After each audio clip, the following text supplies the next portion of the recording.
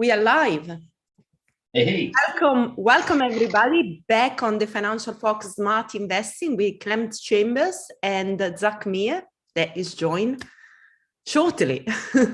So Clem, is so much going on with the war and everything, and still trying to get my head around, the market and crypto and yeah. It's totally bonkers. I mean, I was just looking at some options for shorting the S&P 500.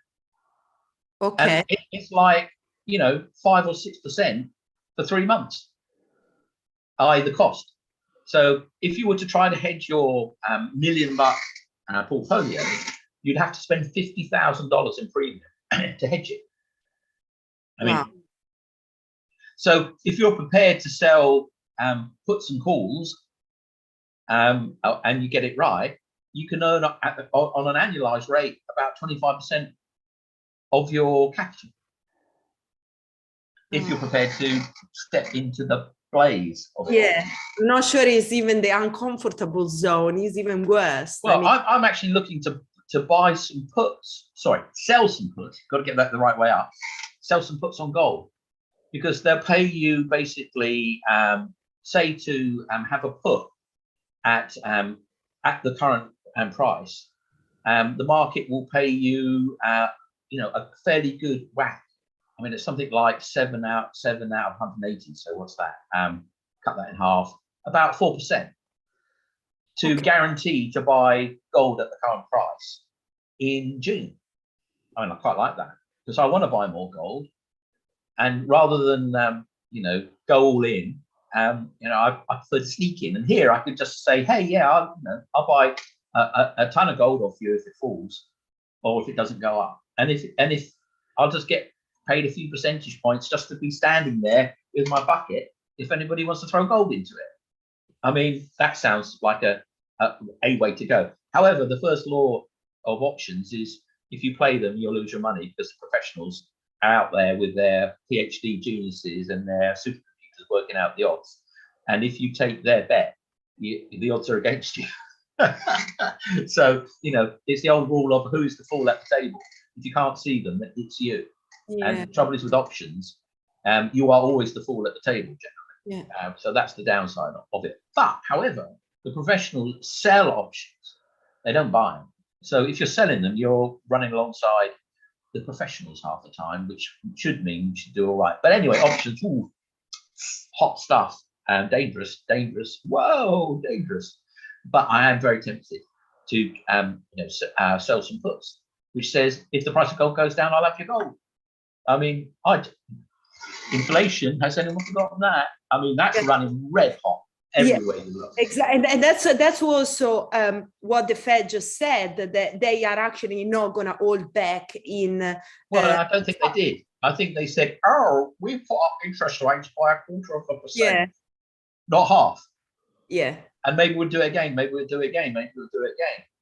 But 0.25% is nothing. Oh, I think we will all borrow money at 1.5% or 2% or 3% all day long, right? Yeah. Not at 16% maybe, but these rates are notional, and they're not going to turn off the liquidity. Which, turning that back into English, means you can still borrow it, but it's going to cost you a little bit more. It's going to cost you a little bit more than nothing. I mean, that's not tightening, is it? That's just putting interest rates up. That's making it look like they're tightening when they're not, because they're not going to tighten.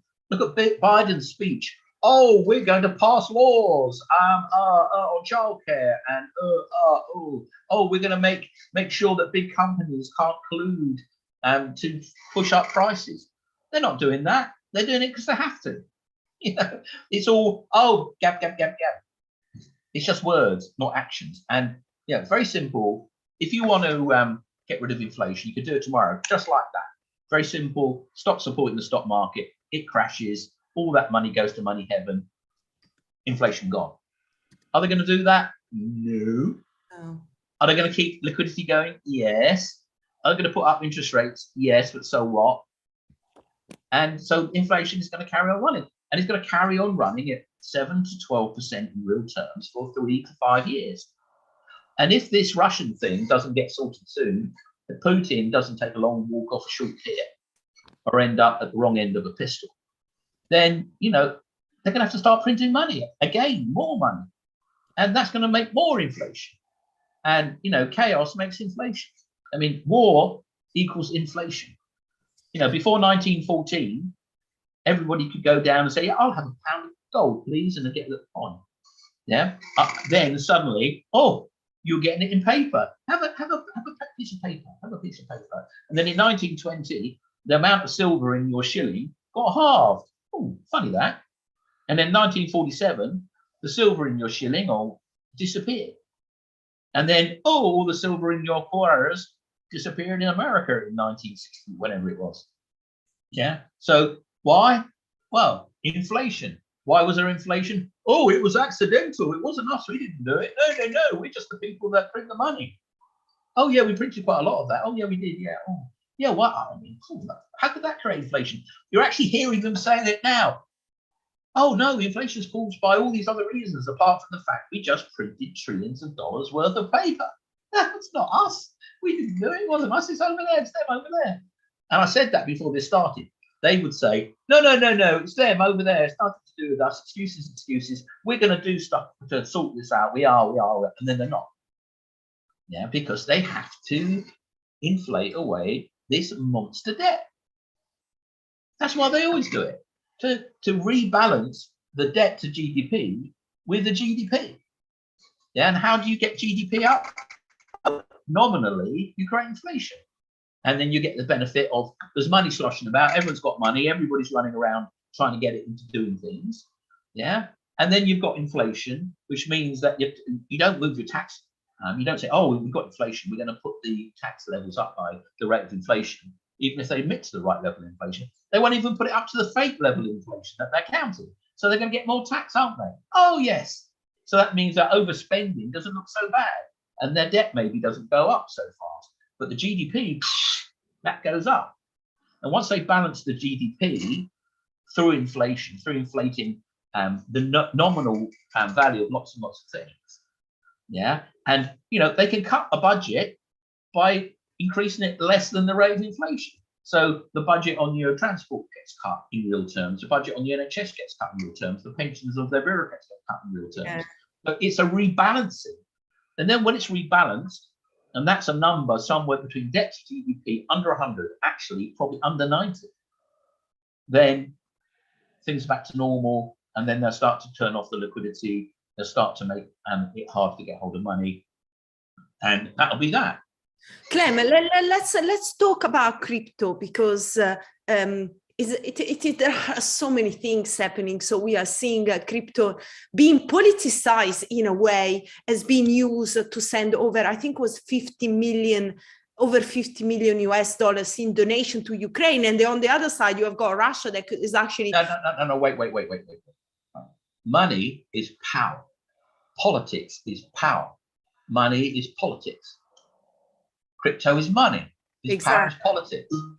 And that's, you know, sorry about that. That is all there is. So tell me, how do you see this war or this geopolitical situation to change crypto, or maybe get crypto to become more mainstream or more adopted, perhaps as a payment method, or even to create a new system that can challenge the US dollars? I mean, it is happening right now. Look, you can't go around challenging the US dollar with crypto.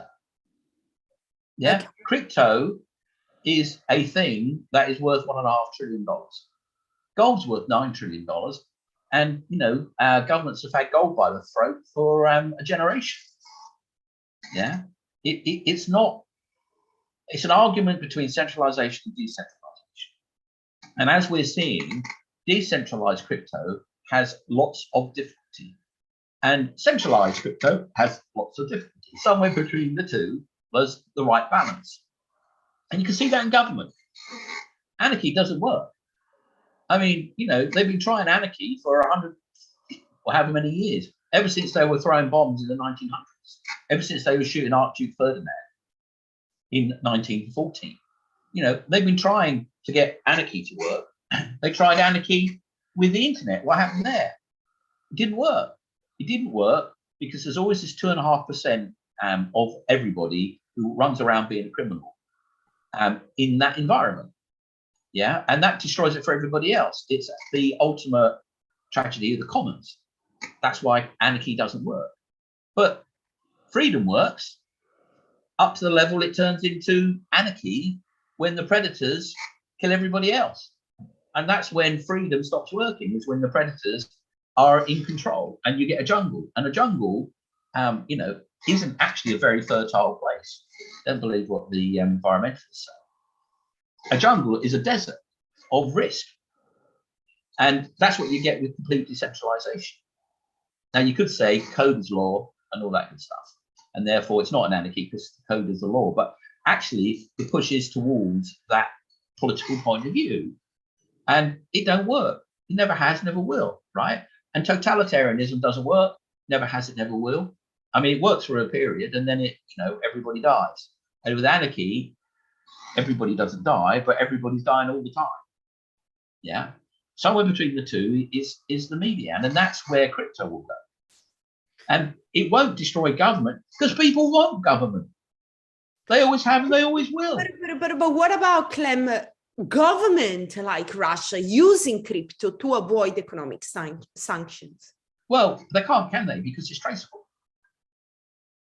I mean, you know, this myth about crypto being untraceable is nonsense. It's all over the blockchain. I mean, I don't know what people like Chain Analysis got, or what the NSA's got, or what, you know, GHCHQ's got. That if they can't unflip the blockchain, I don't know what they've been doing for the last 10 years. I mean, you know, give me 100 grand and 6 months, or give me $1 million in 6 months, I'll unpick the blockchain for you and tell you exactly who's doing what. That's their job. You don't think they can do it? Of course they can do it. The only thing that Russians might want to be hiding their money in crypto, because Putin's going to has nuked the ruble. Putin has nuked all the collateral that all the rich Russians had to do what they wanted to do. All their stocks are now zero. Yeah, well, that's why Abramovich is selling Chelsea. That's, I mean, he's selling Chelsea because he's not stupid. Okay, go on, explain that to me. Well, I mean, if I had a football club for 20 years, I probably would have had enough of that. I mean, it's the same with old Newcastle United. You know, he's been there, done that, bought the T-shirt, won 16 cups. What are they going to do now? But he can make anti-gravity. He can make so much more money with the metaverse because he's got all the money he needs. He's got all the money he wants. He's got yachts that stretch from Cannes to Nice. Exactly. Well, exactly. Well, it would be. I mean, how many planes do you need? How many yachts do you want? But why you want to sell it right now? When well, because it's saying it's not me. You know, I'm not a bad guy. I'm everybody's friend. I mean, you know, I've been living in. I've got an Israeli passport. I've been living in London for 20 years. Nothing to do with me. I'm just a nice guy. Oh, I could give money to victims. I'm a nice guy. I'm a nice guy. And he's the only one smart enough to make that maneuver. Yeah. And you know, good luck to him. And I'm sure he needs it deep down into the depths of his heart, whatever color that might be. And get a US buyer. That would be amazing.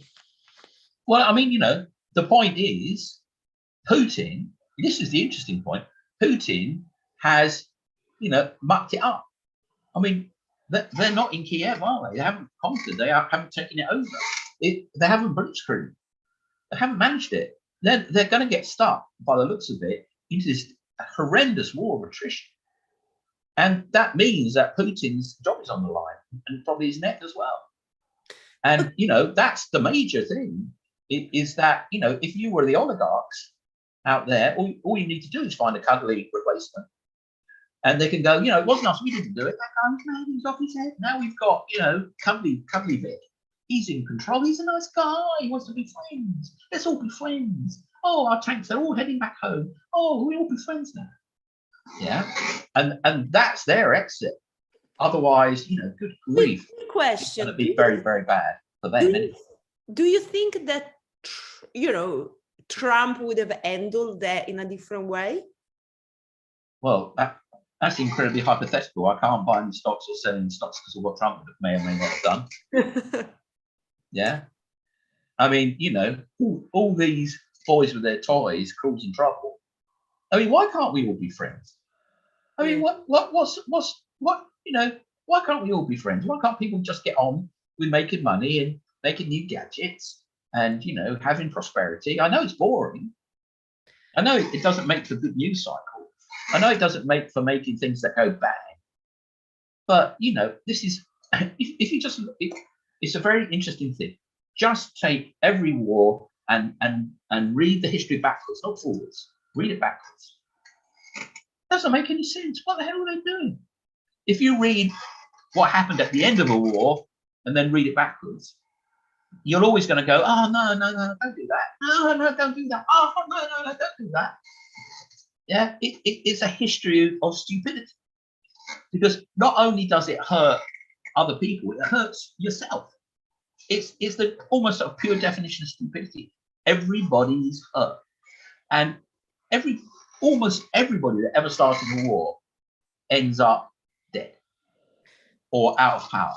If you look at the First World War, there's really only the British king that kept his job. And then after that, pretty much the whole country was broke. All that mucking about, all those building battleships, all those marching up and down in nice outfits, all that bravado led to the destruction of their elites. Yeah. All the elites behind the First World War were destroyed by that war. All the elite, most of the elites in the Second World War were in one way or another destroyed by that war. Yeah. I mean, you know, there were rich people in 1913. By 1930, they're all selling their houses because the elites destroyed themselves, apart from the ones that ended up put up against the wall and shot. Yeah. Even the British elites, they're all destroyed. I mean, look at Downton Abbey. That'll tell you all you need to know about what happens to elites when they do war. Yeah. And, you know, they all get shot or they all go broke. So it's insanity. There's no excuse for it. What can go if this situation is going to deteriorate? How do you see that impacting? For example, crypto is still going to go up. What is going to happen to the stock market, and what is going to happen to gold? I know it's a stupid question to ask when you have got actually. Well, it's not a stupid question. The question to ask is, why hasn't gold already gone up? Why isn't crypto at 100,000? On Bitcoin isn't 100,000. Yeah. Why is none of this stuff happening? I mean, all right. So Russian shares have gone to pretty much naught, but you know, and yes, there's volatility. I mean, crazy amount of volatility, but you know, it's as if there's some still levitating it, or you know, keeping it within range, and maybe that is what's going on. But I mean, ITV came out with its numbers today. Great numbers. Things down 15%. Doesn't make any sense. I'd be buying up to my ears in it if it wasn't for the fact it doesn't make any sense. Yeah. And maybe that'll go up this afternoon. I mean, I'm watching it. You know, there's a pattern in trading that sometimes these things go to about 1 o'clock and they go, or they go, and if it does that, then maybe I will jump in. But I'm in no hurry. Buying an opportunity to buy gold in 3 months' time, if you know, it goes down for some crazy reason, I'm all over that. But it's just, you know, there's not a lot of sense out there at the moment. Now, whether it's because there's this juggernaut of money still running around, whether it's because everybody's working from home and it's the robots that are, you know, carrying on just cranking the handle and not taking much notice. They haven't written a Russian invades Ukraine algo yet. Beats me. But the market, as far as I'm concerned, is semi-broken, and that's very, very difficult. And you know, yeah, I mean, it's very bearish. I mean, in a sense, a stock like ITV just falling 15% on great numbers is a suggestion that there's a dam that's being held together, and that, you know, oh, it's got a leak there. Oh, we can't plug that particular leak. So there's a feeling that perhaps there's quite a lot of work going on amongst central bankers to keep stability going while this mess happens. But you know, unless there's a end in sight, and generally at this stage there will not be an end in sight. you're looking at years of horrific abomination, then it's got to be very, very, very bearish. I mean, it's just to destroy wealth. I mean, you can just look at it like that. You know, well-being and wealth, they go hand in hand, right? Yeah. But what does that mean? I mean, it's got to mean at least inflation. And I was just looking at ITV, yeah, down 16%. And gosh, Polymetal, 34%. Oof. That's, well, if it ever gets to £1, I might even buy some. Wow. Even though, you know, there are some they are still holding up, like there's JP Morgan's Russian index. If you're up with that, you know, we can all acquire some Russian assets by buying their shares in the basement. But of course, what could happen is they could all just go pop, and obviously the people within Russia just take the asset back to themselves, because you know at the end of the day, the rule of law when it comes to war just finishes. Yeah. So basically, gold you're still uncertain about it when it should have gone up where it isn't. What about oil? Do you think we already seen the top? $200 a barrel, right? That's what it's got written on it. Yeah. But you know, again, if you go, I'm going to buy an oil company. Oh, they're throwing out 40 billion of Russian assets. Oh, that's going to help them a lot. So what do? You buy American oil, maybe? I don't know. I mean, I was a bit late. I wanted to get to the I can't remember their name. There's a North Sea oil company which has been a little bit frowned upon, and they've been doing a run the last couple of days. And let me look it up. And I woke up on Monday morning. So I should buy them because they're the ones with North Sea oil. People don't like that. And then I was too slow to the punch, because basically the way that I feel at the moment is, you know, it's probably, if you're a gambler, it's the time to gamble. If you're not a gambler, it's the time to wait. I mean, Clem, it's kind of difficult because if you are in buying small cap, you are kind of gambling anyway. But gambling in this scenario is even more risky. It's really like EnQuest. There you go. That's who I was talking about. Oh, EnQuest. Okay, I thought it was Rockhopper, but well, Rockhopper's down in Argentina or wherever they were. I don't know. I don't follow them anymore. They're such an old story. Now, people are obviously, and again, I'm late to the punch with this. I'm not going to do it. Yeah. Agricultural suppliers, because Ukraine is a huge supplier of food, and they're obviously not going to be in that game. And you know, things like fertilizer, for you know using it on crops, because fertilizer equals oil. So price of fertilizer goes up. If they've got stocks, all that stuff. There's all sorts of opportunity to speculate like crazy. So obviously oil, agriculture is something that, because I was looking at it today, I thought, oh, there's one called crops. Oh, that's interesting. I can't be bothered. I just can't be bothered. I mean, my feeling is just get a strong, well, I can't move into these small caps anyway because I bend the price, and I'm not prepared to go speculating in times when I can see something obvious like ITV did good numbers, they're down 15%. Yeah. You know, it's like probably not a good time to play soccer. Yeah. if you're in a war zone. So you can mess about, you can have some fun speculating by all means. My position is do the damn obvious or do nothing at all. I've got very, very few non-precious metals and mining stocks. And, you know, inflation equals raw materials, war equals raw materials. The fact that a big area of raw materials are just been cut off from the world market means raw materials. So the miners, gold miners, Anglo American, BHP, Rio, I mean, oil, why not? Yeah. And then, you know, you can get in size, you can get out in size, you're getting paid fat dividends. 8% on Rio. I mean, come on, what planet are we on? For me, the major difficulty is there's a new set of rules out there, and I'm not an expert on them. This is a new dynamic. So, you know, it's every man for himself, and you've got to realize this is terra incognita. It doesn't matter how much of an expert you are. This is a new game, and that new game is maybe it's not that new again. But the point is the volatility and the unexpected, the unknown unknowns, and the known unknowns. There's so many of them that you can get squished. I much prefer to be in a strong market. It's in a trend. You know, you're riding the trend up, or even trend down if you're a very short person. You sat there and you're getting your 15 to 20% a year. Thank you very much, ka-ching, all day long. Now, when suddenly everything's all over the map, and I could go, oh, I could buy JP Morgan's Russian ISF. It's down 95% or whatever it is, and then in 6 years it might go back halfway, and I've done it. All that stuff. That's just gambling. So I feel like one shouldn't gamble in this market. If you are going to play about like that, you've got to play very, very small. And then what you're going to make, you know. So make a very clear strategy, make a very clear bets, and make sure that you're very, very, very certain about what you're doing, not just you think it's going to do this, you think it's going to do that. You know, if you don't know it's going to do it, don't do it.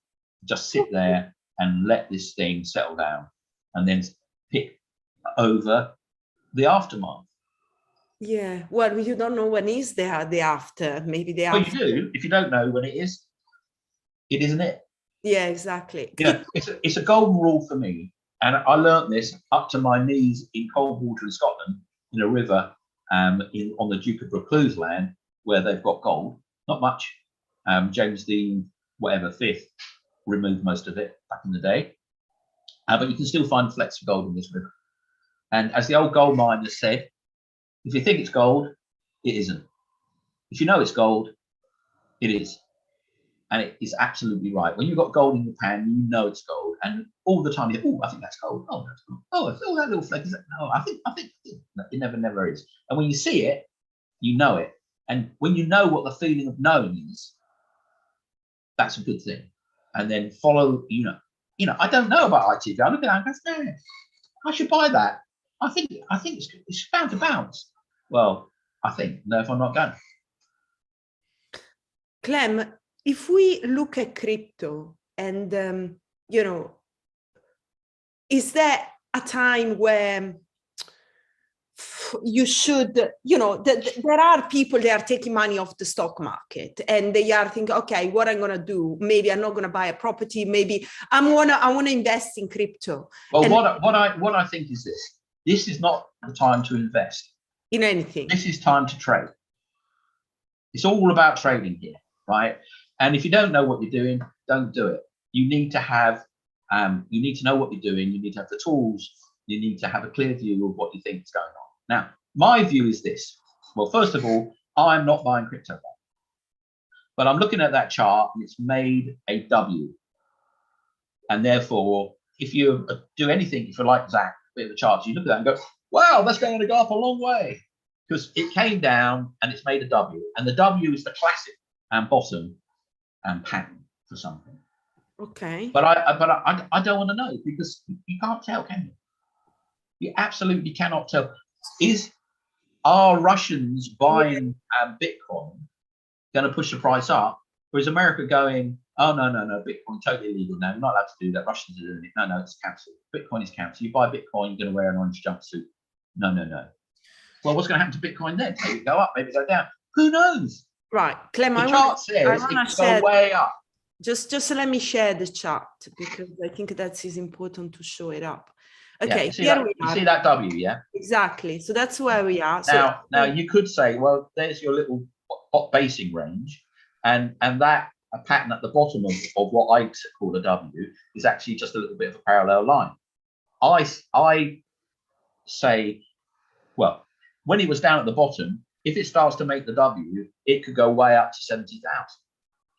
But you cannot predict the future going forward with this, because you can't predict whether Putin's going to win or not, whether they're going to replace him or they're not, whether there's going to be a long drawn out war or not, whether there's going to be a peace treaty or not. I mean, you know, there's a guy called Noam Chomsky, who's a genius professor of linguistics in America. And he's an absolute genius in linguistics. He's an absolute amazing genius. But when it comes to politics, he's a complete idiot. And guess what? Everybody asks him about his views on politics. So I'm not going to go around and talk about politics, because that's not my subject. But the chart would suggest that if it goes up beyond the middle of that W, it could go all the way up to 70,000. Yeah, because a kind of a W is here as well. I mean, well, no, you see, it broke down through it, and then it fell yeah, and it would have fallen a hell of a lot further. I want to find another W. Well, no, you can find them everywhere you look. Anybody can go search for them and find them, Steffi. Right. It's not really it's not really hard to find. The point is that would have broken down and gone, Bitcoin would have gone down to 20,000 if Afghanistan didn't. Yeah. So, charts predict the trend of the future, but what happens in the future will actually dictate the price. If you look at that W, you go, well, it's going to do a W. Well, if nothing changes from whatever it is today, it probably will. But there's so much to change that anything can happen. And therefore, I don't want to play because I don't want to put my hard-earned in the way of who's going to do what to where and to whom. Yeah, I mean, there are all these factors in play that change. I mean, imagine Putin's not a stupid guy. He realizes he's going to get bogged down in a quagmire, and that's his lot. So what's he going to do? He's going to negotiate a ceasefire and a truce, and then see what happens next. Well, what's Bitcoin going to do then? Yeah. Or he's going to carry on. I mean, there's too many ways to go. Chart says it's going to go up a long way, but anybody who's in a position of power tomorrow could change that whole picture. Because let's say, I mean, I don't want to even talk about this scenario, but what about if we break out with nuclear stuff? Then everything is going to go down. Well, I mean, let's not talk about the end of the world. Exactly. Okay, let's not talk about that. Yeah. So anyway, outside of all those things, it's indeterminate what's going to happen. What can you guarantee going forward is going to happen? Well, I would say inflation. So really, this nonsense can only make that picture worse. It's never going to make it better. Inflation is here whether we like it or not, and it's going to get worse with if this is extended. So that would be my position. The only thing that you can predict is that we're going to get inflation for 2 or 3 or 4 years. So then putting the money in gold, that should be the safer way to do. Well, that's what I've been doing. If you go to the gold chart, quickest way to do that is to go to go to Forex tab, right a bit.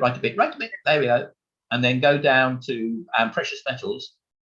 Click that, and now click on the gold chart. Yeah, and then go back. Yeah. Now put up 5 months, not 6 months. 5 years, sorry, 5 years. It's always better to see things in context. Now, you can see that gold has been in a pretty bearish pattern since its high in the middle of 2020, and it kind of is out of that now, and now you can see it's running. Now, for me, that says $2,600 that chart, and I've got to say, I'm just amazed at how slow and long this is taking. I cannot understand why it's taking so long for people to get it, and I think, to an extent, there's a sort of pinch point in actually the way that you can actually trade gold that is actually gets in the way of all this. But that's what I see, and I'm up to my ears in the noble metal, and if I sell that put, I'll be more up to my ears in it. Well, actually, hopefully, I'll be just $4, 100 ounces an ounce better off.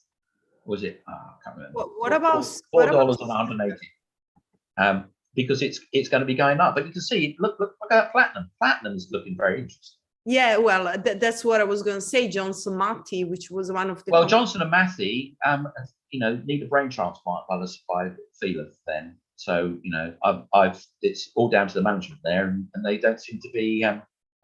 Yeah, but they're still going up, even though they. Are they going up, Johnson Matthey? No, I've lost track of them. No. They've been going up quite. I was watching. Oh, good for them. Go. Where is Johnson Matthey? Here it is. There you go. But not really, eh? It's kind of like going up very. Now you can buy the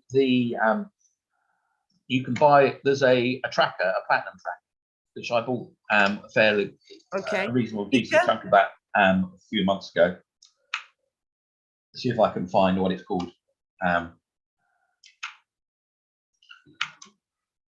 Let's have a look at what it's called.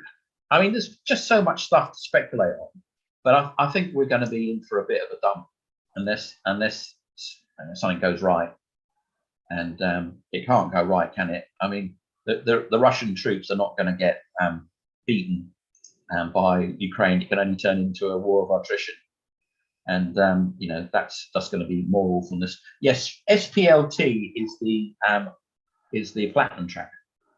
SPLT. And you know, it's an interesting. It's just interesting. I've got so little. I had a little chunk of polymetal before this all kicked off. I forgot they were Russian, and I've got lost 87% on it. But and even though I've lost 75% of it, even today I've lost a couple of clicks on it. And so anyway, but you know, things like BT and Vodafone. I mean, I've got very, very little. The only thing I've got that isn't. I mean, Centrica is very interesting, obviously, because of gas and the fact that all their competition will go bust and there'll be anyone's left. Yeah, I mean, you know, I'm actually, truth be known, I'm at least half. I'm about 60% in cash. Okay, so cash, gold, platinum, and just precious metals, miners. Avoid as much, obviously, Russian connections as possible. I mean, there's an interesting one called Altin, which is a gold mine. It's making a huge ton of money. It's in Kazakhstan, and there everybody's somehow, and Kazakhstan is somehow Russia. Altin gold is this one. Yeah, and it's not going up because the Prime Minister said, "Oh well, yes, the indivisible security of Eurasia." And that's considered to be supporting Putin. So, you know, and some MP went up and said, "Let's have a world war. What about Kazakhstan? Shouldn't they be, you know, shouldn't we weld all these non-aligned countries to Russia and have a big war and all that madness?" But yeah, madness is badness for stocks. Okay, I think there was a good reminder to people today to just be careful, and maybe it's not the best time to invest, but there are opportunities to trade. And if you know, then you're clear to go. But if you think, you're going to get ready. And I just made that up. That's not bad in real time. Yeah, no, it's very good.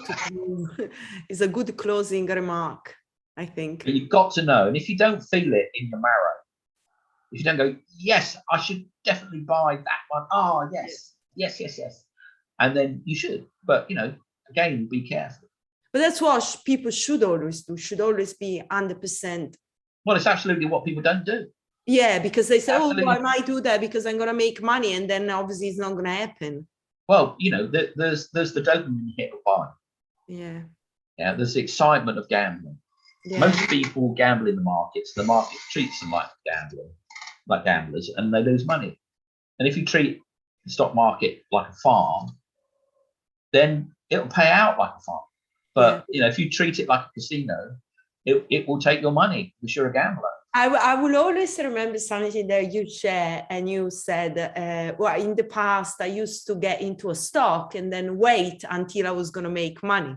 So rather than just, you know, say, okay, I'm fed up, I'm just going to sell, because, and when you sell, you're actually going to lose money, because eventually, if you really think there was a good stock, eventually you will go up. And well, in the old days, I used to get a portfolio, and if I got a dud and it went down 85%, let's say I bought 10 grand and suddenly it was worth 500. I would just leave it there. And if it went bust and disappeared, it went bust and disappeared. And then about sort of N years in, I thought, these ones that are going to go bust, you know, it's 500 quid. That's a relatively decent bottle of wine. Why don't I just sell it? So I sold a couple. And then there's another one, and I sold it. Blooming thing went up 600% the next day. It's like you've got your portfolio, you buy it, you've got your reasons, and then let the ones that, unless you can have exit reasons. This happened, that happened. they said, you know, they said whatever your catchword is. They said, oh, you know, whatever you've got, I'm going to get out of that if they do that. So you've got your list of things to exit. And if they don't make that happen, you don't get out. You just let it go. Maybe they go to zero. So what? And the one that is you know, was 10 and has now gone to 20. If you get out when it doubles, you get out. If that's your rules, you get out. If you haven't got a rule, if the rule is let it go 5 times or do this when this happens, stick to your rules. Let them go to zero. Let them go to 500%. But stick to your rules, because ultimately you are making a series of bets where the odds are in your favor. Yeah. It doesn't matter about the horses that lose. It doesn't matter about anything else but the odds and your rule set. You see, I keep track of all my old portfolios, and I look at what would have happened if I'd not touched them. It's very, very, very, very interesting, because what you get normally is you get a couple of really big winners, a lot of ones that get bought out at a nice profit, quite a few that don't go anywhere, and some that go bust. Yeah. However, if you go, well, I'm going to get out 50% or 30%.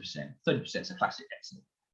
Or I'm going to do this, this, and this. So you rotate through your portfolio, then you end up with a different outcome that's just as good. In fact, it's almost exactly as good. In fact, it can be a lot better. Yeah, because the one that you didn't get 1,000% on because you sold at 30%, well, you bought loads of others that you sold out at 30% that went down to zero or stayed at 30% or went up to 35% or whatever. When you average it all out, it comes out the same result. The only difference is if you did a buy and hold forever, you end up with one stock where all your money's in it. And if that takes her down, you're dead. You lose your diversification. Exactly. So you have your way of doing things. You have your rules and you stick to them. And like this, well, you know, when there's a when blah blah blah blah blah, I'm going to do blah blah blah blah blah. Yeah. And for me, to be honest with you, I'm looking at this market. It doesn't make a great deal of sense to me. Now that might be because I'm thick. It might be because the market doesn't make a great deal of sense at the moment because of one reason or another. It might be just because nobody knows what's going to happen, and therefore it's just total panic and randoms, huge amount of burst of noise. So you have to focus on what you know, and what I know is there's inflation out there and it ain't going to go away. This doesn't make it better. Yeah. Yeah. So I want my money in things that are going to do well in inflation, and if they can do well because of the current difficulties, more so the better. But you know, I'm certainly risk off because you know who knows what can happen next. It's going to happen tomorrow. Yeah, you've got to always err to the side of caution in these things before you go wild and all in. Exactly. Okay, well, let's hope that nothing too bad is going to happen. Clem, thank you a lot for today. We obviously just thank the powers that be that you're here, not there. Yeah. And you know, my heart goes out to all those people, and I'll probably be taking in a few Ukrainian refugees in the next few days. Yeah. And you know, it's war is an abomination. Full stop. Yeah, it's weird. You know, we're talking about, you know, think like stocks and money when actually people are dying, and it's just very. Well, the first responsibility. Yeah, exactly. Is to do well. To do well for yourself. You can't help others without helping you and yours. Exactly. It's the same thing. It's like if you're not able to love yourself, you can't love others, and you're not able to give love. It's the same. Well, at the end of the day, if you want to be ruthless and callous about it, these things are settled by GDP and how many people you've got. Now, America's got 350 million people, $60,000 GDP. Europe's got 500 million people, and I think it's 40,000 GDP. So let's call it 50. Let's call it the best part of 800 million and $50,000 GDP. Russia's got 150 million and $9,000 GDP. Yeah. So economically, Russia is outweighed by 20 times, right? Which is the insanity of it all. Just mad. So maybe that's why the markets are mad, because it's mad. But insanity and abomination, very bad coupling. It's horrible. Yeah. Okay, Clem, thank you so much for today. And I mean, all the love to everybody that's been impacted by the war, and then we connect again next week, hopefully with some more good news. And if you can, take in a refugee. Exactly. Everybody should do his own part. Clem, thank you, and thank you everybody for watching. See you soon.